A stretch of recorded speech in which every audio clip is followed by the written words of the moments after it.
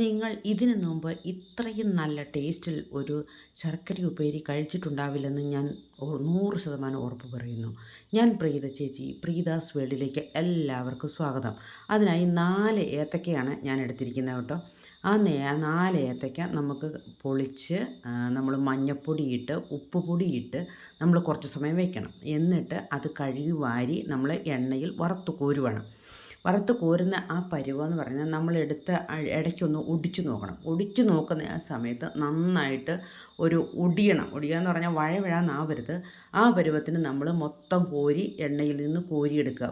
നമ്മൾ കോരിയിടുമ്പോൾ നമുക്ക് കേൾക്കാം ഒരു നല്ല സൗണ്ട്. അത് വാരി വെച്ചിട്ട് 150 ഗ്രാം ശർക്കര എടുക്കുക.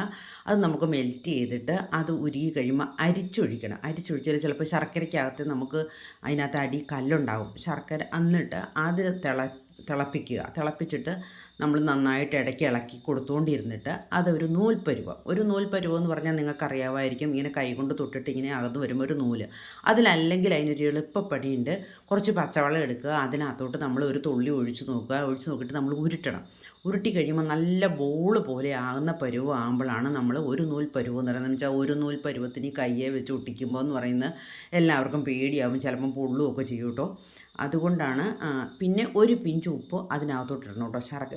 ഏത്തക്കായ്ക്ക് വറുത്തപ്പോൾ ഞാൻ കുറച്ച് ഉപ്പിട്ടു, പക്ഷേ എന്നാലും ശർക്കരയ്ക്ക് ഒരു ബാലൻസിന് വേണ്ടിയിട്ട് നമ്മളൊരു ശകലം ഉപ്പിട്ട് കൊടുക്കണം.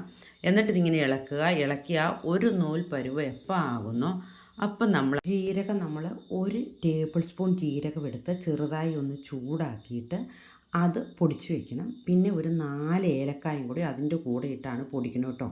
അപ്പോൾ അത് സാധനം ഒരു നൂൽ പരുവാകുമ്പോൾ അത് ഒരു ചുക്കുപൊടി 1 ടീസ്പൂണ് ഇത് 3ഉം കൂടെ ഇതിനകത്തോട്ട് ഇട്ടണം. എന്നിട്ട് നമ്മൾ ഒന്നോടെ ഇളക്കി വെച്ചാണ് നമ്മൾ എന്ത് ചെയ്യണമെന്ന് ചോദിച്ചാൽ ഈ വാഴയ്ക്ക വറുത്ത് വെച്ച സാധനം നമ്മൾ ഇടുന്നത് കേട്ടോ. നിങ്ങൾ ജീരകമൊക്കെ വറക്കുമ്പോൾ ഒത്തിരി മൂപ്പിച്ച് കളയരുത്. പയ്യെ ഒന്ന് ചൂടാകണം. അല്ലെങ്കിൽ എന്നാന്ന് ചോദിച്ചാൽ അതിൻ്റെ ഒത്തിരി മൂത്ത് പോയി കഴിഞ്ഞാൽ നമുക്ക് അതിൻ്റെ ജീരകത്തിൻ്റെ ടേസ്റ്റ് പോകും. ഏലക്കായും പൊടിച്ച് ഇതിട്ടിട്ട് ഇതെല്ലാം ഒന്നോടെ മിക്സ് ചെയ്തതിന് ശേഷമാണ് നമ്മൾ വറുത്ത് കോരി വെച്ചിരിക്കുന്ന ഏത്തയ്ക്ക ഇടുന്നത്. ആ കൂടെ നമ്മൾ 1 കപ്പ് പഞ്ചസാര പൊടിച്ച് വയ്ക്കണം. എന്നിട്ട് ഇത് കുറേശ്ശെ ഇടുക ഇതിലേക്ക്. എന്തിനാണെന്ന് ചോദിച്ചാൽ നമ്മൾ ആ പഞ്ചസാര ഇട്ട് വേണം നമ്മൾ ആ ശർക്കരയുടെ ഓരോന്നോരോന്നായി വിട്ട് വരണമെങ്കിൽ ആ പഞ്ചസാര പൊടിക്കണ്ട. നമ്മൾ കുറച്ച് മധുരമാണ് ശർക്കര ചേർത്തിരിക്കുന്നത് കേട്ടോ. അങ്ങനെ ഇട്ടിട്ട് നമ്മളത് ഓരോന്നായി വിട്ട് കഴിയുമ്പോൾ ഇതുപോലെ മീഡിയം മധുരത്തിലുള്ള ഈ ശർക്കര ഉപ്പേരി 100% കുട്ടികൾക്കും മുതിർന്നവർക്കും ഇഷ്ടപ്പെടും എന്നുള്ളതിൽ ഞാൻ ഗ്യാരൻറ്റിയാണ്.